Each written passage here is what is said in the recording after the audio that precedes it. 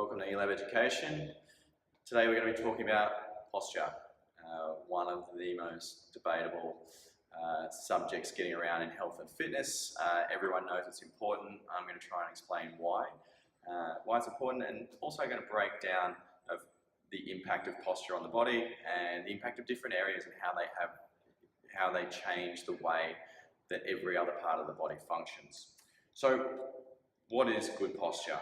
Good posture is generally being able to stand, sit, move with all your joints in their mid-range. So joints have a full range of motion, an end of point range at each end of their movement.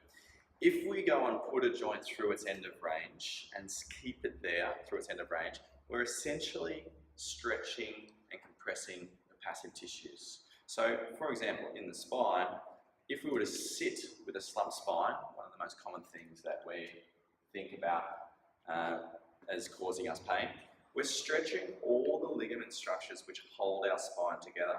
Not only that, we're compressing everything at the front. So, if you do this for long periods of time, we're going to expect to see changes within those. More compression is going to create changes there, and stretching constantly could be seen as what we're doing if we stood on the side of our ankle for a long period of time. After a period of time, the ligaments on the side of the ankle are going to be stretched. The collagen will stretch. And so it's essentially good posture is about keeping all your joints in their neutral position. And so this is also paramount for athletic performance. If we're going to generate good power, we want to start in good neutral ranges through there. It also, when we're in good posture, the spine and limbs are relatively well balanced. We don't use that much muscle force, so it's quite efficient. So we should be able to stand for long periods of time, not only without pain and stressing of joints, but also without too much muscle force. I guess a good example of this would be if you stood with your head forwards through here. Now your head has now become forwards on your shoulders. The only way I'm going to keep my head upright through here is to use the muscles at the back of my neck to constantly pull through here.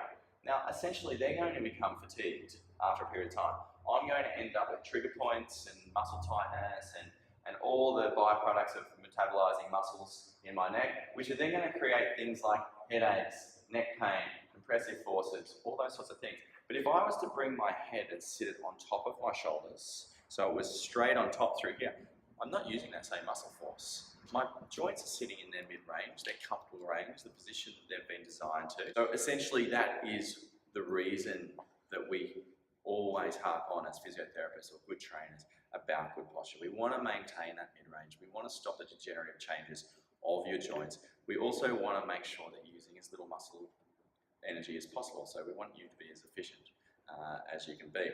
Now, something to be, I guess, really conscious of with posture is the impact of different areas of poor movement or poor position on the rest of the body. We're going to talk in depth about different areas and their effect.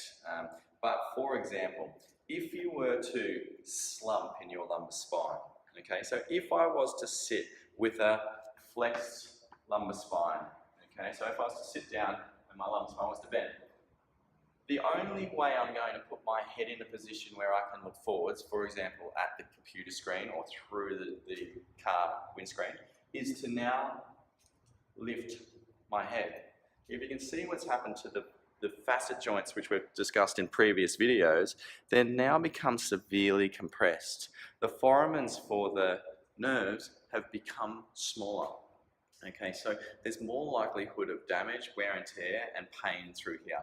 So the impact of a slouching lumbar spine has huge effects on the cervical spine or the neck.